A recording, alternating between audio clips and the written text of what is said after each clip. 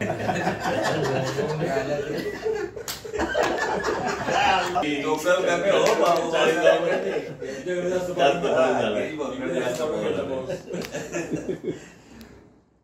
मागच्या काळामध्ये सुद्धा आमच्या चौघो पक्षांची बैठक बँकेकरता झाली होती आणि आजही बैठक झालेली आहे। जवळपास सगळं जागेंचं निश्चित झालेलं, फक्त एक जागेची अनिश्चितता आहे, पण 2 दिवसामध्ये तोही तिढा सुटेल।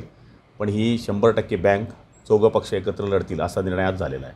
बैठक आमची या ठिकाणी झाली। चारही पक्षाचे प्रमुख पदाधिकारी म्हटल्यापेक्षा जे 2-2 लोक मागच्या मीटिंगमध्ये ठरलेले होते प्रमुख, त्यांची बैठक आज या ठिकाणी झाली। जवळपास सगळ्या जागांवर सर्वकष चर्चा या ठिकाणी झालेली आहे। एखाद दुसऱ्या जागेचा विषय जर सोडला तर मला वाटतं सर्व एकमत या ठिकाणी आमचं झालेलं आहे। पण तो पुढच्या मीटिंगमध्ये एखाद 2 जागेचा जो थोडा निर्णय अजून होत नाही आहे किंवा त्याच्यावर थोडंसं आक्षेप आहेत, तर तोसुद्धा मला वाटतं तो तिढा सुटेल आणि मला वाटतं की चारही पक्ष मिळून आम्ही या ठिकाणी एकत्रितपणे, शेवटी जिल्ह्याची बँक आहे, तिला व्यवस्थित चालवायची आहे। कुठेही त्यामध्ये कॉम्पिटिशन करून किंवा भानगडी करून पुन्हा कुठेतरी आमची जिल्हा बँक मागे जाईल असं कुणालाही आम्हाला वाटत नाही। हो, आजची जी मीटिंग झाली त्या मीटिंगमध्ये काय चर्चा झाली, एकत्रित काय कसं म्हणजे एकत्रित जिल्हा बँकेच्या जळगाव जिल्हा मध्यवर्ती बँकची निवडणूक आता जाहीर झालेली आहे, म्हणजे लागणार आहे आता।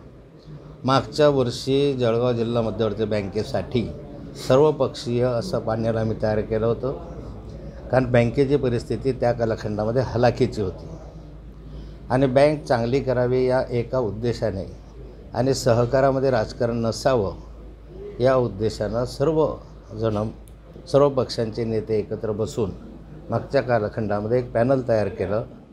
ते पॅनल विजयी झालं।